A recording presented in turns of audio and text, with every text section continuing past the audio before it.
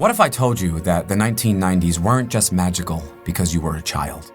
They were magical because for the first and only time in history, culture revolved around children. I started writing this video with a complete opposite point of view after I had an argument with my friend. I was like, dude, yes, the 90s were awesome, but like, we were also 6.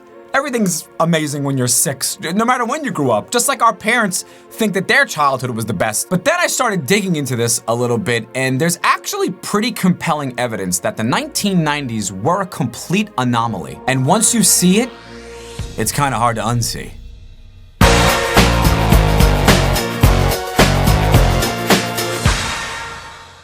So before the 80s, there were actually guidelines you were supposed to follow about how much you could advertise to children. Roughly 10 minutes of commercials per hour. You basically weren't supposed to make a cartoon that was just one long commercial. Then in the mid-80s, those regulations just got tossed. Our government was basically like, these kids will be fine. We love cocaine, let's give them their own. So suddenly, you had He-Man, G.I. Joe, Transformers, cartoons literally made to sell toys. Then in 1990, our government was like, okay, we got to put some limit on this. And the Children's Television Act was created, capping ad time again, and basically trying to ban program-length commercials. But by then, it was already too late. The sharks smelled the blood in the water. Advertisers realized just how much money there was to be made off of kids, so they just got a little more creative in how they were gonna market to kids. So in the early 90s, not only did we get entire networks dedicated to children, but we also got advertisers everywhere else in the world marketing to children. Like, just for reference, in the late 70s, companies were spending roughly $100 million per year marketing to children. In the 90s, that number was 2 billion, 20 times the amount, which eventually led to a world that looked like you were doing acid in a Discovery Zone ball pit. Everywhere we went as kids just looked like neon and slime, candy and toys. It was like Woodstock for 6-year-olds. You'd wake up in some like laser tag arena, someone would hand you some fun dip, you'd snort that and get back out there. This was the original everything everywhere all at once. Then by the late 2000s, it was gone. The world had moved on to cell phones and reality TV. All of a sudden, our parents were like, hey, my child hasn't had a drink of water since he's been alive, and his breakfast cereal is, I think, peyote. This short, chaotic, magical window that made the 90s possible slammed shut forever, leaving behind an extremely rare moment where everything in our culture was designed to delight children first and adults second. I mean, just look at Toys R Us, Chuck E. Cheese, McDonald's, arcades. Places for children were all simultaneously having their own renaissance when we were in grade school. And places like this did exist before the 90s, but their approach was always to appeal to the adults first and the kids second. We had places made for us to scream in our parents' faces about how badly we needed to go there. You better take me to Pizza Planet now, bitch! Even like NBA uniforms looked like they were designed to appeal to children first. Before the 90s, maybe you'd get like a Saturday morning cartoon block on a major network like NBC or CBS. During the 90s, you got an entire television network dedicated to children 24/7. I mean, you can't even explain to someone younger than us or older than us the significance Nickelodeon had on 90s kids. And I know Nickelodeon is like still kind of around somewhere, probably just playing SpongeBob reruns, which was also a show that came out in the 90s. Yeah! Nickelodeon, to us, was basically a nationality. I mean, every kid in the 90s was basically a quarter Nickelodeon. Not only did Nickelodeon make incredible shows, cartoons, but they also made furniture and magazines. Did anyone get the Nickelodeon magazine, by the way? My mom never let me. I can still hear that fucking commercial because they played it 24/7. You're on a mission to get Nickelodeon magazine. We all had or really wanted this really cool alarm clock. I mean, can you name another era that had this many game shows centered around children? Double Dare, Global Guts, What Would You Do, Legends of the Hidden Temple, Figure It Out. The secret slime action. Figure It Out was such bullshit, by the way. The entire show, they'd pretend to be clueless. Then at the last second, Danny Tamborelli or Lori Beth Denberg would be like, we have no clues. Did you build a spaceship out of hot dog buns? Yes, he did. Totally just fucking this kid and his family out of a free trip to the Bahamas. And besides Nickelodeon for TV, we had Cartoon Network and Disney Channel both in their prime. Even PBS was dropping bombs like Arthur and Bill Nye the Science Guy. I even fucked with Zoom. Where generations before us and after us had 1 or 2 options, we had 19. And the really cool thing is, it wasn't just kid networks, it was mainstream TV too. The children had their own subplots and storylines, and most of the time, the kids were the reason why the series became popular. The 90s was when kids started to have their own primetime shows. They were the entire cast. They were what the show was about. They weren't burdens on the adult characters. If anything, the adults were the afterthought now. It finally made kids feel like people, like they mattered and they were important. And we haven't even gotten into movies yet. And now we're pleased to bring you our feature presentation. We got a decade of movies starring children as well. Real, hilarious, heartfelt movies that still hold up today. No straight-to-video crap. Again, can you tell me any era before or after that has had this many great movies all starring kids? But movies also play a way larger role in this than I think people realize. There are thousands of fantastic YouTube videos you could watch about people commenting on why the 90s was the best decade ever for movies. But it's not just bullshit. There's strong evidence to support this. In 1995, right in the middle of the 90s, something significant happened. The country's first megaplex opened in Dallas, Texas. The AMC Grand 24, complete with state-of-the-art stadium seating.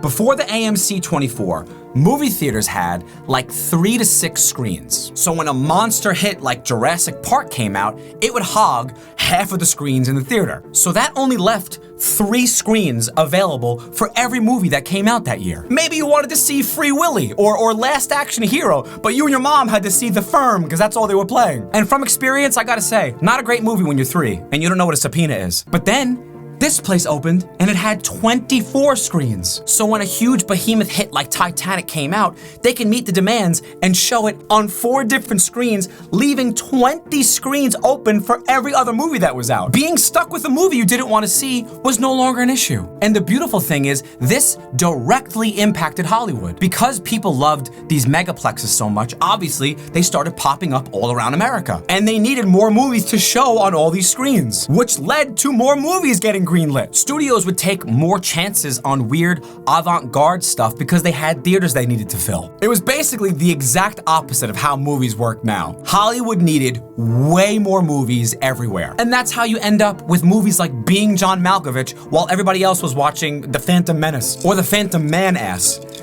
You know, like porn. There's a great podcast called 99% Invisible where I learned all this stuff if you want to listen to the full story because it's amazing. And this is when movies became larger than life. When going to the movies felt like you were going to like an amusement park or something. Your parents could drop you off there and just hope you never came home. Movie theaters started to have these massive lobbies with arcade games and giant neon and candy displays. They started to become a place for young teens to hang out like the mall. And they became a place that families would go to together. Your pervert dad would go see striptease while you and your brother saw Mighty Ducks. Kids started to have birthday parties there. My friend Brian had his 7th birthday party at a movie theater. We saw Good Burger. I haven't been that happy since. And this is why movies are so huge to millennials. Our formative years were shaped by their cultural impact. We were just constantly drowning in movies, and it was incredible. Movies to millennials were like babysitters, teachers, and entertainers all wrapped up in one thing. You could literally go to the movies every single weekend, and not only did you see a classic film that is probably standing the test of time, but you also got to hang out with people. Then a year later, it would come out on VHS or DVD, and you got to live the whole magical experience over again at home. VHS tapes were like our security blankets. Now you might get one good movie every year, but realistically, it's like every 5 years. You don't even know a movie came out until you scroll past it on Netflix or Paramount Plus. Wow, when did Paul Rudd make Clueless 2 slightly cluelesser? And if you were a kid back then, each movie release landed on Earth like a spaceship. It was an event. The experience lived outside of the theater. Like sure, the 70s and 80s might have had a toy to go along with the release of a movie like Star Wars, E.T., or Pee Wee Herman. But in the 90s, these movies came into your house and took a shit on your living room rug. You lived inside that movie's release for 3 months. Now when a movie comes out, what do you get? besides a bucket of popcorn to fuck. You saw the movie in the theater, then you bought the school supplies, the lunchbox, the folder, the pencils. You begged your parents for every toy they made. You wore it to school, you wore it to sleep. It was every commercial you'd see in between Rugrats and all of that. You even ate it when you went to McDonald's. I mean, there is no other era with more movie tie-ins to fast food. The toys and like the collectible cups. Do you know how many people I've come across in my life that still have these McDonald's glasses? I mean, look at them, they're gorgeous. These things are 30 years old. Look at that craftsmanship. What does McDonald's give you now when you get a Happy Meal, huh? Asperger's? True story, really quickly, when Batman and Robin came out, they did a promotion with Taco Bell that if you peeled George Clooney's face off the cup, you would win a Batmobile. So I went with my mom and my sister one night and I peeled my cup and I got George Clooney's face. I started freaking out picturing my mom dropping me off at school in a Batmobile. Because that's what my mom would do if she won the Batmobile. She would just keep it and do her errands even though there was one seat. And then my sister read it and it said that we won a free soft shell small taco. Anyway, fast food in general in the 90s was just nuts. It was like smoking in the 50s. It was the absolute peak, and no one really knew it was killing us yet. That was the beauty. And yeah, there was always that one hippie mom in the corner that was always like, well, my son only eats apples, right, Dylan? Like the doctor who figured out cigarettes caused lung cancer in 1960. And we were all like, shut up, loser. Hey, throw me a Kool-Aid burst. And I haven't even touched candy yet. Every color, every flavor, every lab-engineered scent. You didn't just eat candy, you lived it. You know, you wore it, you snorted it, you used it as a weapon. I mean, you give me one of those giant blow pops, I could rob a bank. And let's not even go there with toys. Cause yes, every kid loves toys, every decade had their thing. But come on. Like, it's not even close. What cocaine was to the 80s, toys were to the 90s. We had the most toys in history, period. Before and after, have never seen and will never see anything like it. Like an 8-year-old now wants an iPhone or a PlayStation. Done. That's it. Fun for kids has been like figured out and optimized. You play Fortnite or you bury your face in an iPad while your parents are getting divorced at Applebee's. End of story. And in the 80s, what did they have? They had like 4 things. They had Ninja Turtles, He-Man, Ghostbusters, and Cabbage Patch Dolls. Maybe an Easy Bake Oven. But it was limited. There was an end in sight. And I have no idea what kids play with in the 60s. A Slinky? I don't even know what my dad would ask Santa for. A fucking nickel? Maybe like some warm bread? Please, sir. I want some more. The 90s had a new giant release of a toy every week.